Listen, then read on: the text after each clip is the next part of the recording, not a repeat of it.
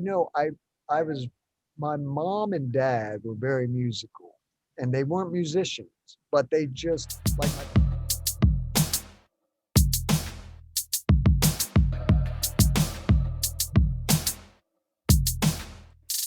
What is going on, Rise Up family? We are back with another episode of Hash It Out. And today we've got a very special guest with us.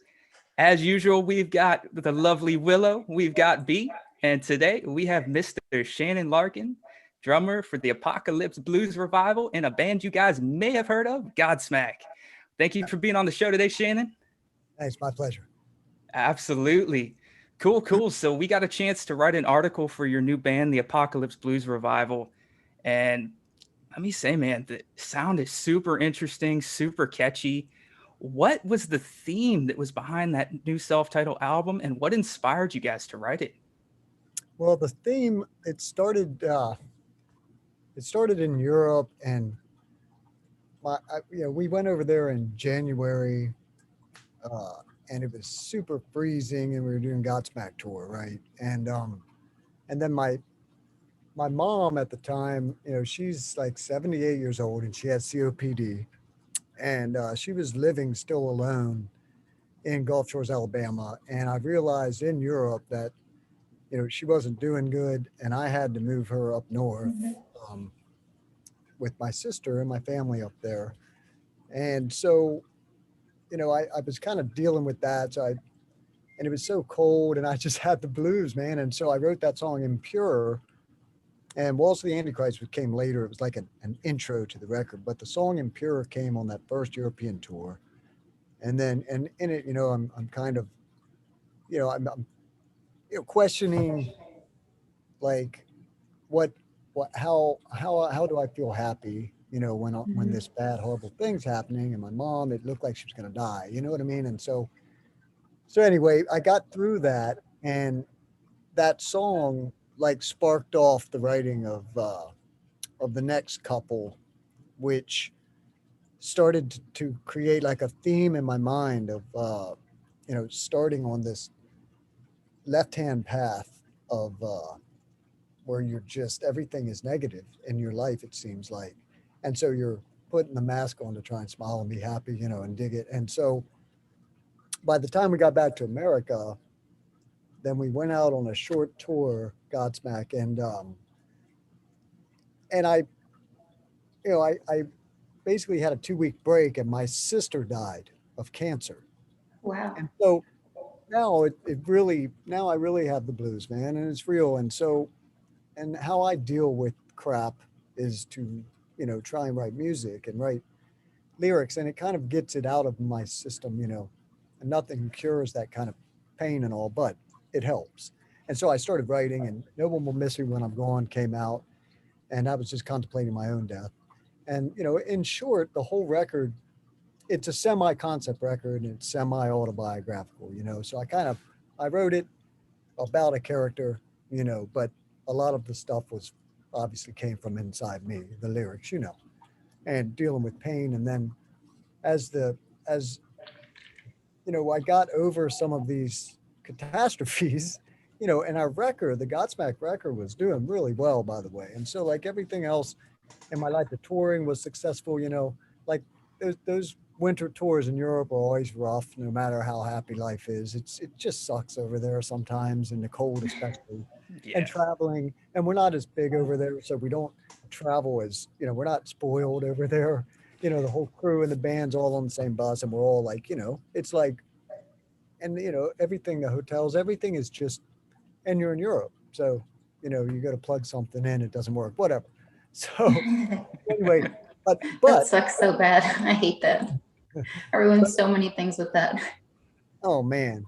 But so anyway, long story, I'm trying to be quick about it, but it's a deep record. It's very, you know, it's in depth to my soul. And so at the end, I wanted it, I knew that, we like to call ourselves a blues band, and we're blues rock, classic rock, but we always try and lay the foundation in blues.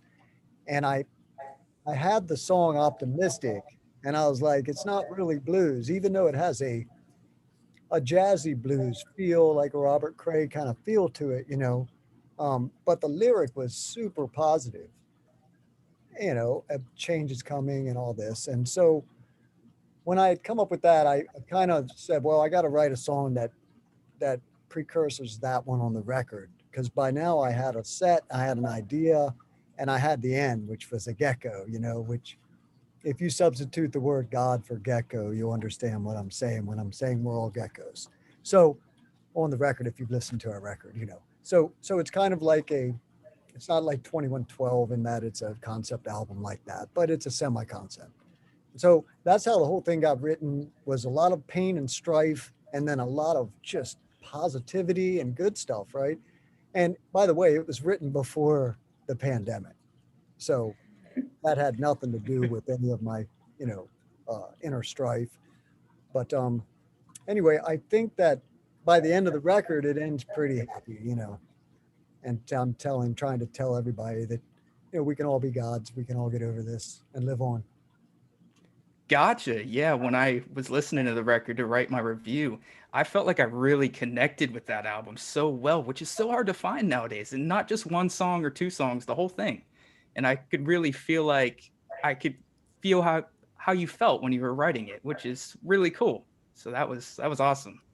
Mission complete then, man. Thank you. That's the best compliment anyone could give me, is that they felt it, because it was real. And it's like I'm in this band Godsmack, and you know, it's Sully's vision, and he's the man, and he's so creative and so talented and so uh, just on fire, you know, that it's hard for me.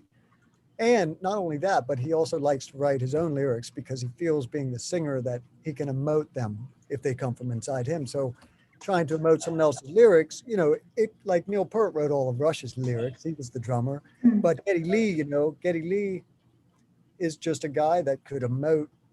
When he says, and the meek shall inherit the earth, he means it, man. Even though, Right. you know what I'm saying? Like, he emoted it so well, you're there with him. Wow. Even though the drummer wrote the lyric. But in my band, Sully isn't like that. You know, he likes to write all the lyrics. So I've been writing lyrics probably, I still have all my original notebooks, by the way, ever since from when I was probably 14, 15, when I started writing lyrics, and I was in a band by then. And I always wanted to be like Neil Peart anyway. And so he was a lyricist. So I started to write lyrics. And, you know, my mom raised me. I was always an avid, constant reader. And thank God for that. I tell all musicians going out there on the road, man, learn to read and enjoy reading, because there's so much downtime, you know, in the studio, on the road. Go ahead. I'm sorry. I talk a Oh, I lot. was just saying, yeah, you're right. Yeah. And so, and reading, like, you know, helps me anyway, just really burn hours by, you know, like, say, like we've just done a sound check, and now it's 3.5 hours to the show. And yeah, we got to go get some food, and we might have, you know, a meet and greet or something. But for the most part, I'm bored, and all that pent up energy for the show that's coming up, you know, and I would go nuts if I didn't have books and reading, you know. So anyway, there's a tip for new musicians: get books, read, write, be smart, don't do drugs. There you go. So much knowledge to be had from reading. It is. It is. So speaking of Godsmack, I know in the Apocalypse Blues revival, it's yourself. You've got Tony as well, and Yeah. then I know you guys have your new vocalist Shane and Brian. What brought you guys together to start a blues project that's so different than what you guys are playing in Godsmack? Well, you know, well, that's the point, really. You know, Tony and I, you know, we write music for Godsmack together. And so when he moved, I live in Southwest Florida. And when he moved down here. He was the first Boston Godsmack guy to come and follow me to Florida, right? And so he loved the town I lived in. And ironically, our singer Sully had bought a house here. And I lived in California when I first joined the band. And a few years into the band, I was in Santa Barbara. So it's like paradise out there, right? And just the most beautiful city, maybe in the country. So, and I was like nestled in, had a little condo there or whatever. And but it became, God, it became like Godsmack's this big business, you know, it's a big like business now or whatever. And so, you know, I joined the band. They'd already sold like 7 million copies by the time I joined, you know, for the Faceless record, which was the third record. And so they were a big business. And so all of a sudden I'm in California, and even when we were off, I would get calls, hey, you got to come in 2 days for this business meeting, right? And to fly from California to Boston and back isn't just a 1 day thing, it's a 3 day thing because it's 2 days of travel. And so, long story short, Sully goes down to Florida, buys a beautiful house, and he says, hey, dude, you know, because I'm like, let me say this. I was like, I love Boston. I love the people in Boston, but I would never live there because of the cold, man. It's so cold. I can't. You guys, where are you at? Where are y'all? Yeah, I'm in Florida. Charlotte, North Carolina, and Oh. Jake's in Florida. Yep. Hey, I'm in man. North Carolina. Yeah, Carolina. See, that's in between, you know. You guys get some a little bit of snow, right, and some cold, and all, but it's not like Boston, New York, that freezing into your bone marrow. You're freezing. I grew up in West Virginia, by the way, so I know what the weather's like up in Carolinas and all that. I got a dear friend, Winston Salem, actually. That's where I am. No way. Yeah. I'm That's in so the 336. Hey, man, that's awesome. It's a beautiful little city. I love Winston-Salem, and I love it It's the most. cute. One of my best friends lives there, so it has a place in my heart. That's awesome. Oh, good connection. I love it. That's awesome. Yeah. And so anyway, so I end up visiting Florida and Sully's house and falling in love with this little town, Cape Coral, which he had moved to. And then so I said, all right, man, I'm in. I came to Cape Coral, Florida. I bought a house, right? And then about 3 months later, Sully moves. He's like, yeah, you know, whatever it was some personal stuff going on in his life with girls and stuff. And so he's like, I got to go back home. So he moved, and now I'm in this town in Florida, and I knew no one. And so, you know, I basically write with Tony. And so Tony, I say, hey man, come down, visit. I had got a little studio, you know, to write songs and put my drums in and stuff like that, amps. And so Tony comes down, and him and his wife fell in love with the town too. And he's like, man, we're gonna do this. We're gonna move down here. And so now we had 2 of us up in Boston and 2 of us down here in Florida.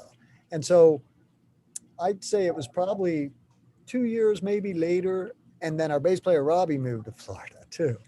And so we were like, wow. And so for the last 8 years and the last 2 records, 1,000 Horsepower and Legends Rise, right, of Godsmack, we had to go, we had 3 in Florida and 1 in Boston, but yet our 1 in Boston is our fearless leader. And so our studio and all of our gear and everything remained with Sully in Boston. So whenever it came to, and by the way, when I say studio, we have our own recording studio, you know, so we can do our own records. So we had to go to Boston both times and live in hotels and get rental cars and not be home, you know, while we're making records and writing the records too. So we kept saying, Sully, you know, you're going to love it down here. Come to Florida. And it took 5 or 6, no, I'm sorry, almost 8 years. And then it was January he moved here. And we built our whole headquarters and our Godsmack studio right here in Florida, 7 miles from my house now. And so that's, getting to your question. So anyway, Tony and I, so that's the whole Godsmack story now. So now the apocalypse. So when Tony and I were down here, we were writing for that record, the 1,000 Horsepower record. And no, it might've been for the one before that, the Oracle, whichever one. But I get confused, man. I made too many records. I made 38 records in 37 years, guys, if you can Oh, believe. wow. But way before Godsmack, you know.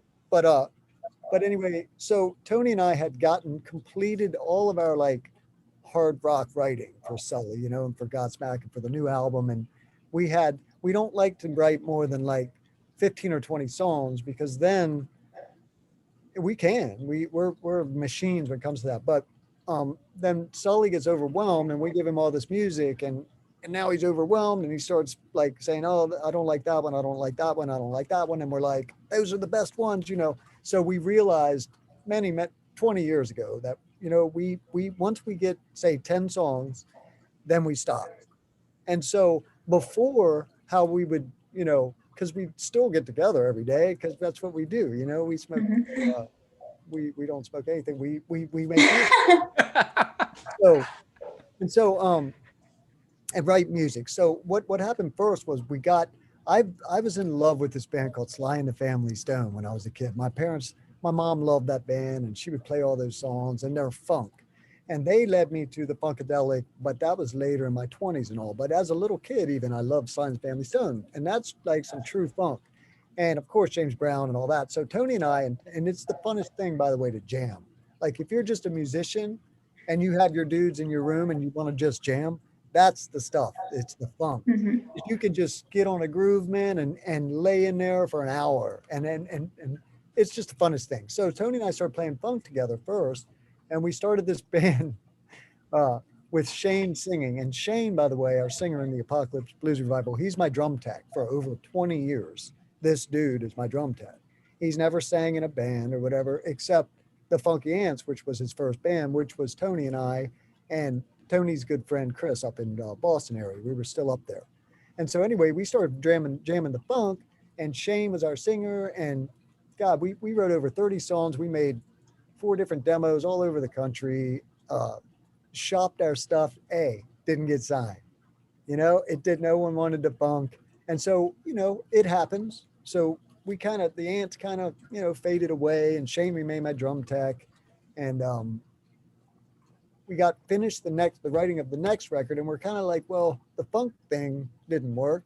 And I was like, bap, doom, doom, ooh, doom, blap. And I just started this slow bluesy beat, man, and he started going. And I was literally blown away by Tony Rombola, and I respect him as a rock player and a funk guy even, but I had no clue that, he loves Albert King and he loves Stevie Ray Vaughan, and he was raised learning all that blues stuff before he got into Metallica and all that, which I didn't really know. And so next thing you know, he starts wailing over the slow simmering blues beat that I had. And I was like, I'm starting a blues band with you today. Right. And then, so literally I was doing, it was called Shannon Larkin's Building of the Band for 93X here in town. Right. And it was done with this little club called Eddie Fishbowls right in Cape Coral, Florida. And they just asked me, and the radio guy, and hey, can you come and be a judge? And you're going to put a band together of just Cape Coral local musicians. And so every Wednesday night, and it's 4 nights, 1 month. And the first night was the drummer, and then the bass player, and then the guitar player. And then the 4th week was the singer. And then we would vote, and the crowd would be there, and whoever won. And at the end of the day, we got the 4 guys that formed this band, and we paid for the demo, and Zito played them on the radio. Zito's a DJ here. So, well, guess who was on the second week? That fateful Wednesday night was the bass player night. And Brian Carpenter went up there. I'd never seen this kid in my life, and there was maybe 8 bass players, and he was second. And after he played, they each got 5 minutes to just walk on stage and play bass, right? And after 1 minute, I looked over at Zito and the club owner, Eddie Fishbowl, and we were like, that's the guy. Everybody else can play. This dude, he was that good. And so after the show, and I was also like, part of it was me helping them to produce a demo for a song to go on the radio or whatever. And so, so I started spending a little bit of time with Brian, and of course, for whatever reason, the band was not good and the song was not good. And so like Zito was like, I got to play this on the radio. Geez, Pete, what are you doing to me, man? I'm like, hey, man, the bass player's great. So I ended up, asking Brian to join my blues thing. It helped him a lot. It led to him getting discovered by Ricky Medlock of Blackfoot and Leonard Skinner fame. And so Brian went and joined Blackfoot because we still had Godsmack. And it's, at the time, the band was called Blue Cross, by the way. And there's a story there too. But so anyway, we got Brian, and Tony and I were writing all these blues songs now with Brian, and all the Godsmack songs. We had a one of those wash eraser boards or whatever, Dry erase. Yeah, you write and then you can erase what you've written or whatever. And so we would put our new songs up on this board. I can't recall what it's called right now. I'm dumb. But anyway, So we used green pen for the Godsmack songs. And so we would write in black pen. And then if it was a good one, we would put a green star beside the Godsmack songs that we felt were good enough to present to Sully. And then any of the other blues songs that we were writing, we would put a blue cross beside. And so when it came, now fast forward a couple of years, and we enlisted Ray, this guy Ray Sorbonne, and when we met him, he was 64 years old, but he was this blues guy, man, and he was a biker guy, and he still is, and we're still dear friends. Anyway, we started Blue Cross, we got Ray in the band, so now it's Tony, Brian, Ray, and myself, and we had 17 originals by the time we played our first show, so that we didn't have to play covers, or blues. Our whole idea, Tony and I, when we started this thing, was to have an outlet for me to write lyrics and for him to write music that isn't rock, to play different genres and play smoke-filled blues bars and no sights set on the business and the industry. And we're already in this huge band, right? We're already rich rock star or whatever assholes people think we are. But the truth is, Tony and I wanted to play the clubs. We didn't have any idea for any kind of record deals and all that. And then as fate would have it, there was a festival here. It was a 93 or K-Rock festival or something. Disturbed was the headliner, right? And, the radio DJ called me up and said, hey, man, we had a cancellation on the first band on the stage, main stage at this festival. And this was like a few days before it. So we got the call, or maybe a week before it. But all we had to do was make a demo of one song that the radio DJ could play on the radio. And so we went to the studio and recorded this song called The Devil in Me, because it was our heaviest one. And we figured we're opening for Disturbed, or a blues band, you know what I mean, at this metal rock festival. And so, we recorded our heaviest song. Long story short, Godsmack's manager got it. I sent it to him. Hey, man, we made this song. It sounded really good. And we were real proud of it. And 2 days later, he had us a record deal with this label, Provog Records, over in Europe, that have, man, they got every blues guy you can name. They got Kenny Wayne. They got, Walter Trout, and just pretty much all the hard hitters out there in blues. Bonamassa's on there. Everybody's on there. And so our manager gets us this deal. Next thing you know, we're in the studio and it's all real. And we went on tour with Kenny Wayne Shepherd a couple times, and ended up making 2 records for this label. It was a 2-record deal. The records sold maybe 4,000 or 5,000 copies each. You know what I mean? And so at the end of that 2-record deal, well, they didn't re-sign us, And so the deal was up. We're like, okay, we're labelless now. And I had written, by the way, that song in Pure, Can't Shake the Blues, The Doorway, and one more. And so I couldn't imagine Ray singing those songs. And so I went to Shane, like I said earlier, he was in my funk band that Tony and I had. And so I'm like, hey, man, how do you feel about singing the blues? And I sent him the first 2 Apocalypse. At the time, too, we were called the Apocalypse Blues Review. And the reason I called it that, it was funny. I was in rehab, right? And so we got the record deal when I was in rehab. And so in rehab, you only get like, a call a day or whatever it was. And I was only in once, by the way. I'm still sober after 5 years. But anyway, a call a day. And so I used my one call. Thank you. I used my one call and called Tony, and he said, hey, man, we got this record deal and blah, blah, blah, but the name Blue Cross is taken. And I'm like, oh, man. And Tony Rombola, and he's the one that came up and he said, what do you think about the Apocalypse Blues Band? And my nickname was Apocalypse, and I have it tattooed on my arm and stuff. And I ironically, I talk about rehab. I was a big drinker, partying guy, right? It wasn't drugs, it was alcohol. And so I was in this punk band in the year 2000, and we were on tour with Slipknot, and Joey Jordison of Slipknot, and those guys partied hard, by the way. But when I would come to their party, Joey would always be like, oh, everybody look out, here comes the apocalypse, right? So, and the name stuck. And then, so anyway, it was, again, God, 10 years later or whatever, that Tony, but he always recognized that tattoo and, oh, your Apocalypse. And I told him that story. So anyway, he's like, what do you think of the Apocalypse Blues Band?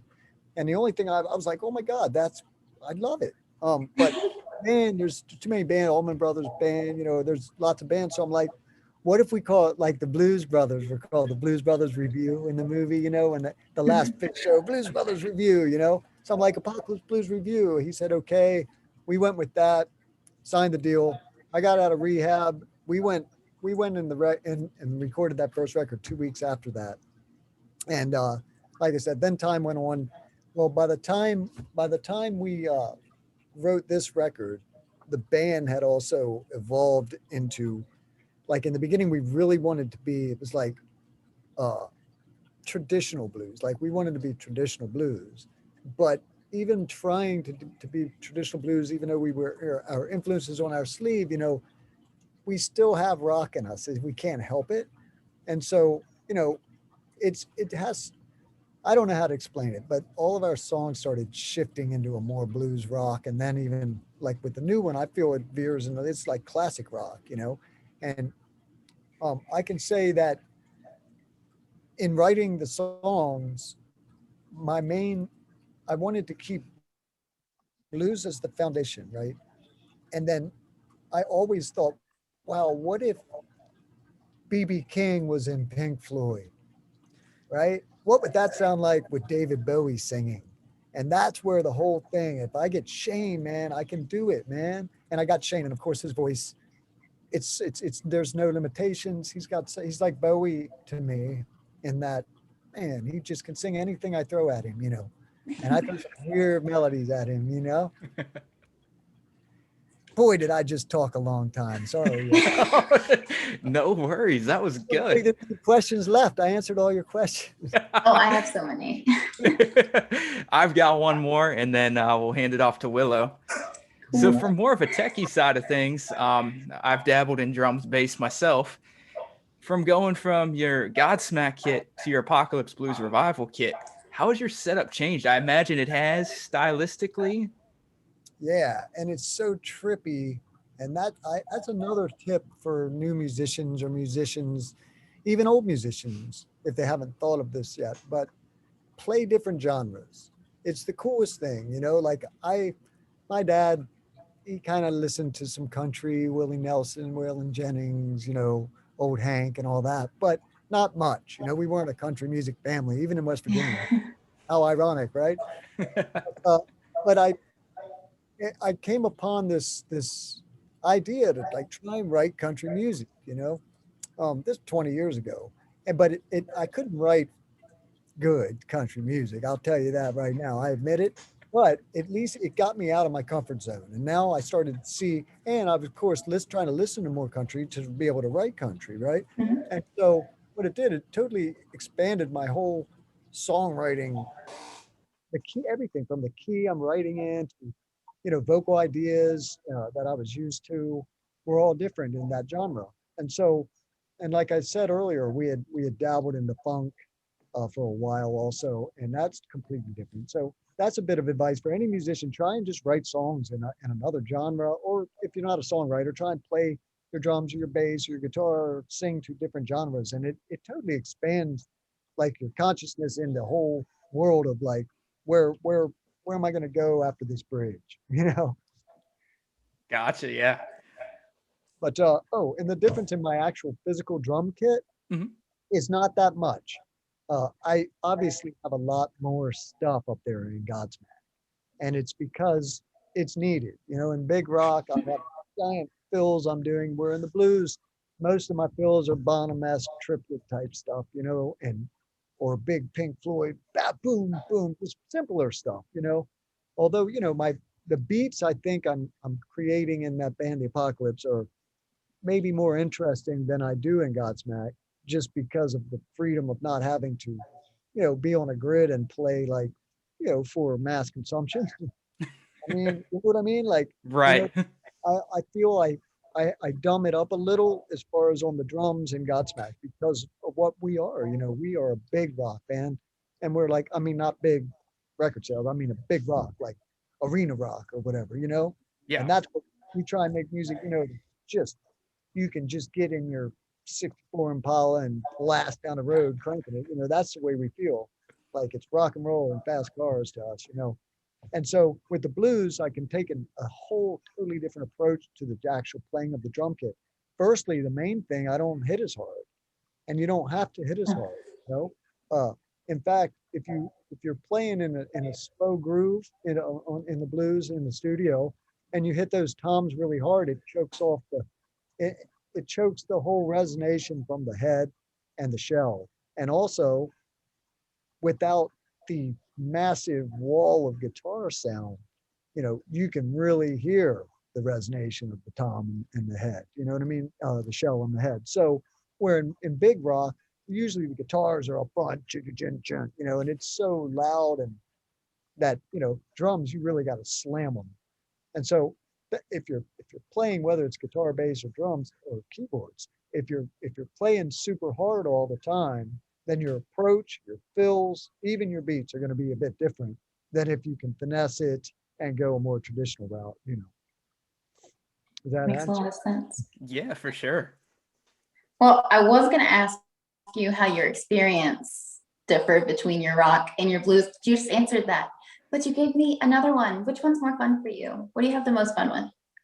Oh man, that's a great question, because I just love drums. You know, I love music, and that would be like saying which kid do you like better, your son or daughter? You know, I mean, it's that. I It like that analogy. is. It's so hard to. I mean, you know, obviously in the Godsmack thing, there's so many. It's successful, you know. Mhm. So, you know, it has like creature comforts that we have, like the nice hotels, and you know, we can fly in the sharp end of the plane and stuff like that, which really makes a difference when you tour for a year and a half at a time straight, you know what I mean? And so, but I've been obviously, I haven't been this all my life, and you know, but I've always been a musician, but I haven't been a successful musician. So I've toured the world literally in bands and without being successful. So I don't take for granted, you know, what I've achieved or been given by God or whatever in Godsmack, you know. And but as far as like, if I had to name my favorite concert I ever did, it would be at a sold out little club called South Street in Naples, Florida. And it was with the Apocalypse, obviously. It was only, and I'm not saying sold out club, I'm talking 200 people tops sold this thing out. A little blues bar. Uh, and I I swear to y'all, you know, I know it's going to sound hopefully not creepy, but I I came out of my body, and I had an out of body experience there, and we were doing this song called "What a Way to Go." It's on the second record, "The Shape of Blues to Come," and it's super slow blues, but real slow. Sabbath, slower than Sabbath. Like doom, bap, doom, doom, bap, you know, and so much space in between each note, right?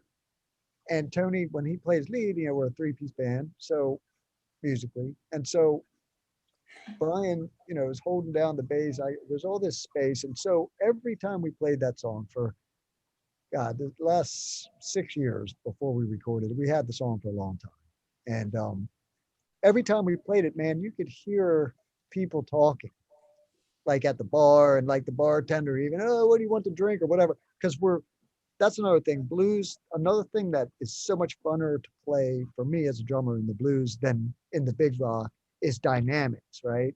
Like when we go low, we can go so quiet that I'm literally tapping the drum. But even in a theater, which we play theaters with Kenny Wayne Shepherd, we do that song. Oh my God, man, it's just so quiet, but you can hear every note. Like you're so under the microscope when you're playing the slow simmering blues real quiet. And anyway, that night in Naples, Florida, South Street, it was a Saturday night, and we played the weekend. So Friday night, it was great. It sold out too. It was great. 200 people or whatever. The next night, that's our night, something happened. And man, when we busted down into the slow lead section where Brian and I are literally just we're barely touching our instruments, but we're keeping the song going. And man, there was not one person in that place that said one word. I looked up when and even the bartender was looking at us, man. And like everyone was with us, and we were one with that crowd for that second. And I swear I shut my eyes. When I opened my eyes, I had a top view of the top of my head and the top of Tony, Ray, and Brian's heads, man. I was floating on that ceiling. And whether you believe in astral travel or not, I believe in it. I've never achieved it, but it's on the bucket list. I will travel astrally, but I exited it, man. There I was. And then I shut my eyes in my second body. And when I opened them again, I was back behind the drums. But it happened, man. And so I feel like you achieved it. That's exactly what it is. You achieved it for that split second. Your body was in such a Zen state. You were like, oh, I'm elevated. And there you were. I floated above, and that thing happened. And I was like, oh my God. By the way, that was, years and years, 4 years ago. And it hasn't happened since. And, but I want it to, I'll say that. And, but that would be my favorite show, I think, ever. And just the feel, whether it's 200 people, 2,000 people, 200,000 people, it's all the same to me. It really is.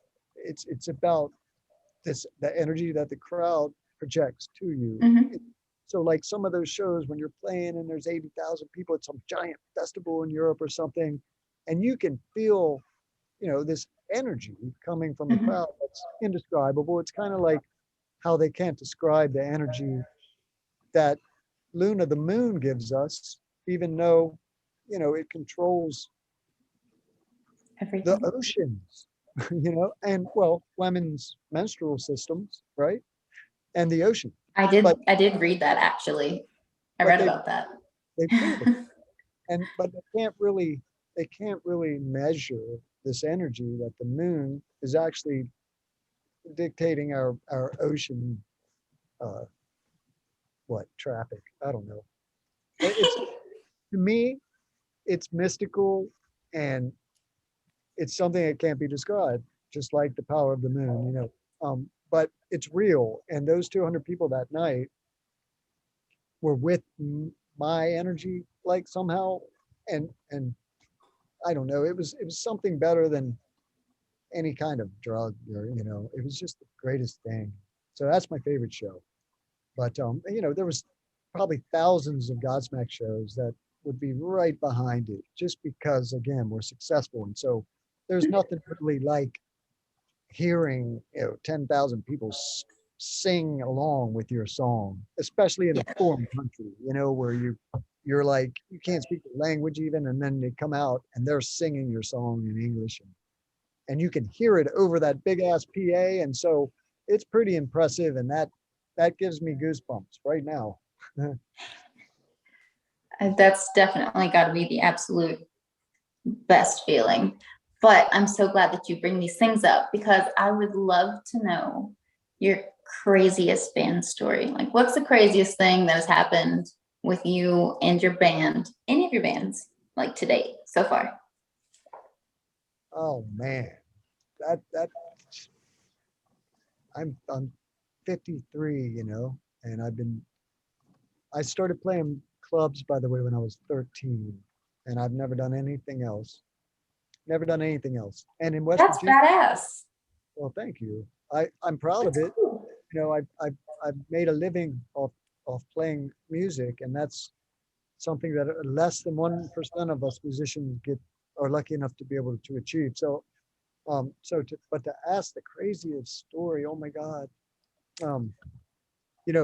This is a family-friendly show, and I've jumped off third-story balconies and hotels, and like just crazy stuff that I could have died doing or whatever.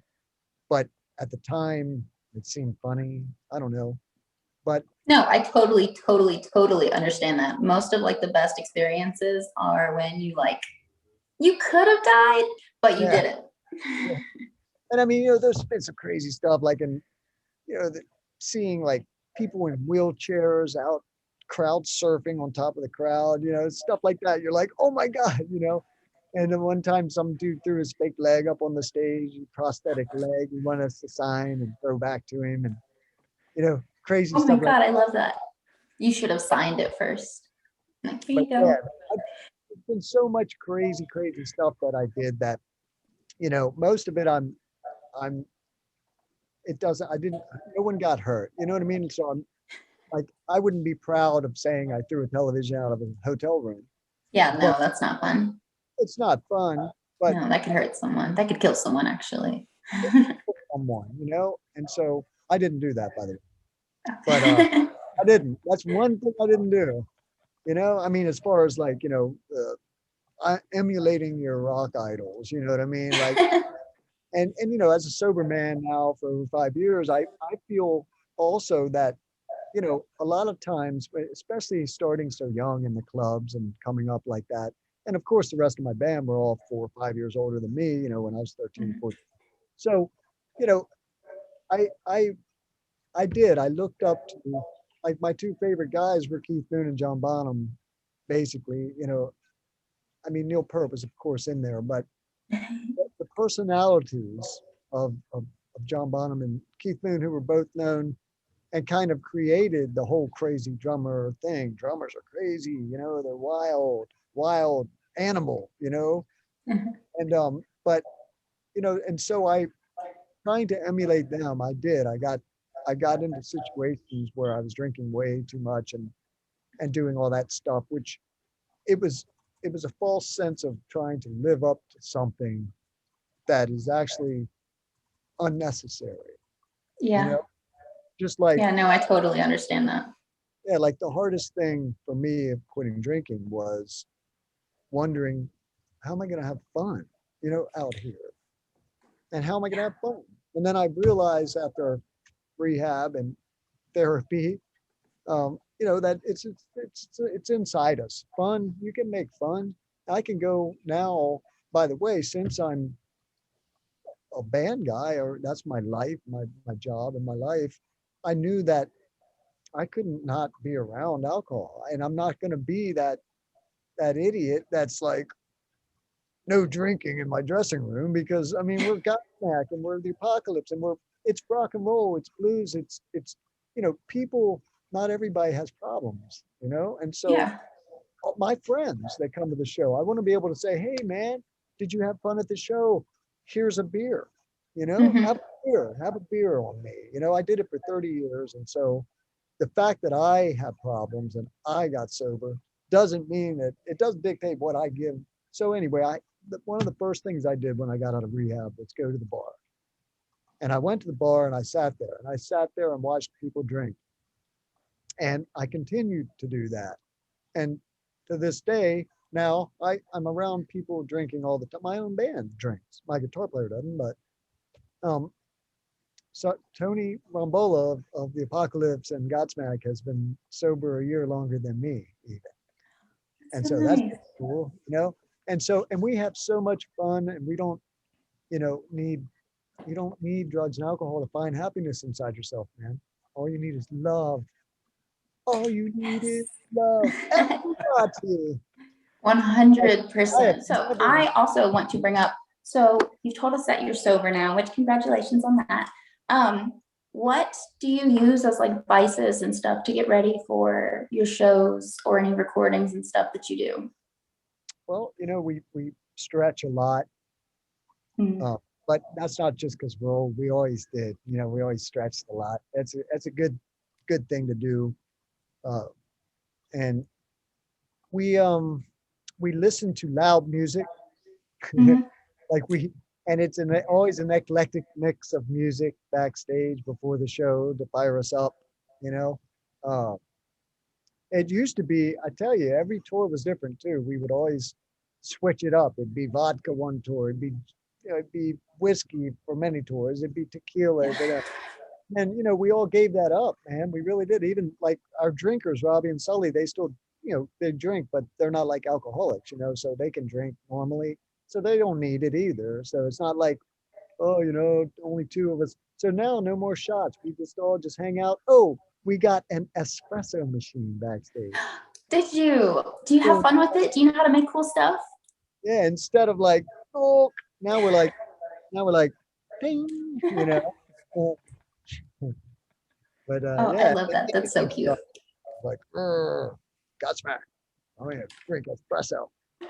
I called it espresso for so long, and Sully's Italian, and I'm like, oh my God, we got an espresso machine, and he's like, dude, espresso. I think I did that for like the first Yeah. 3 years. I knew what those things were. Oh, it's an espresso. And my mom would just be like, okay, okay. Yo, Mr. Shannon, that's actually pretty sweet. I've played in a band myself. I play guitar.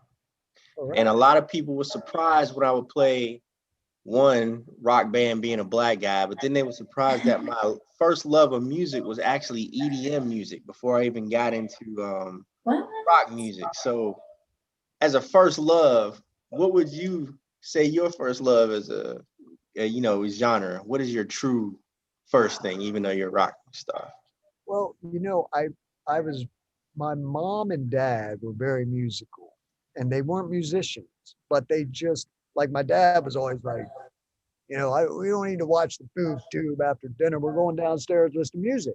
And we would go downstairs, and my mom and dad would play records, and we would dance around in the den downstairs, And it ended up being where my first drum set went years later, right down where we dance and hang out after dinner, and then we go watch the boob tube or whatever, you know what I mean?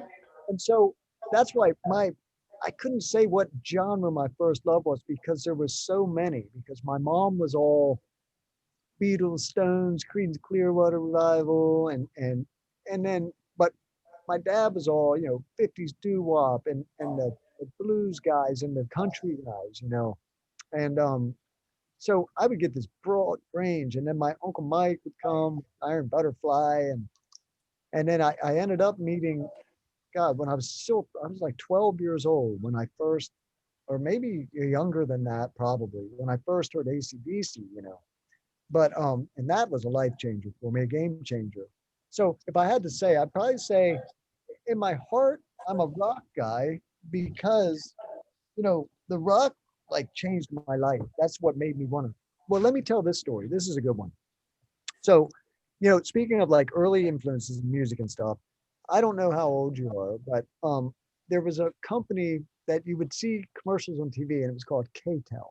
And it'd be like, KTEL presents rock hits of the summer or whatever. And so, they'd have like, woo, like the Funky Worm by Ohio Players would be sitting next to Dr. Love by Kiss, you know what I mean? And so I would see these commercials as a little, I don't know, 6, 7, 8-year-old kid or whatever. And I'd be like, Mom, Dad, can you give me that KTEL record? And so I had 2 or 3 of those KTEL records. And my sister, my older sister, Shelly, she came in. She's like, your music sucks. And she gave me Rush Hemispheres, right? That was my first like real record. And I mean, besides KTEL. And I was already into, like I said, a few of those KTEL ordered off TV. So anyway, my sister gives me Hemispheres, which to this day is one of the greatest rock records for drum, bass, vocals, I don't care.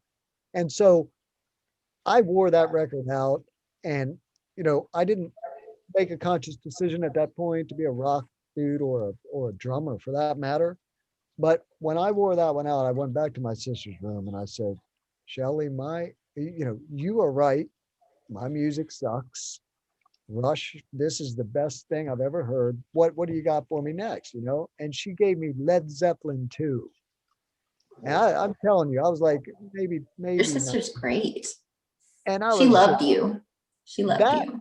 When I looked at that record, then I said, the drums, they spoke to me on that. John Bonham, he spoke to me, and I was like, I got to do that. I got to do that. And that's when I asked my mom and dad for a drum set for that Christmas. I was like, I want to be a drummer.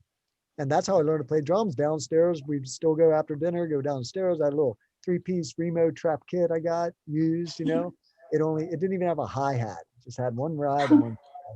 And I would just play along to those Creedence records and Sly and the Family Stone, whatever my parents were playing, from the Beatles and Stones, like I said, to Hank Williams, you know. And so I had a very, very eclectic, uh, wide array of genres being kind of, you know, gifted to me by my Mhm. all parents.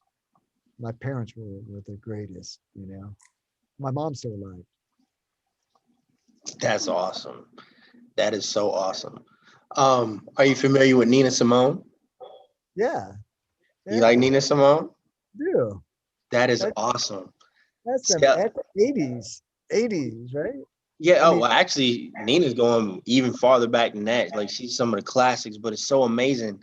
Like I said, when I hear other bands and other genres who know so much, like the just to hear the way that you change your music up from Godsmack to the new band is awesome because I know how hard that is. I've played rock music and I can't lie, I cannot play blues. Like I can't get on the guitar and play that. Rock music is different, but to have that much talent to really put in not just cookie cutter either. I'm talking about your blues project is boss. It's legit. So to be able to go from that to that is so amazing. And I think just the talent behind it is something that should be definitely talked about because people don't even understand how hard that is.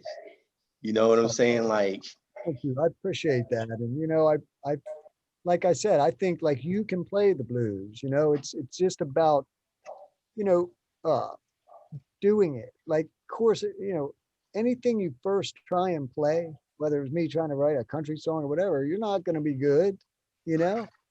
But if you really, really, you know, kept at it, of course, you know, especially since you already can play rock and you can play guitar. And I'm not saying that you'll become Stevie Ray Vaughan or something, but you'll be able to at least feel comfortable when your guys say, "Hey, let's jam some blues," and you'll be all right. You know what I mean?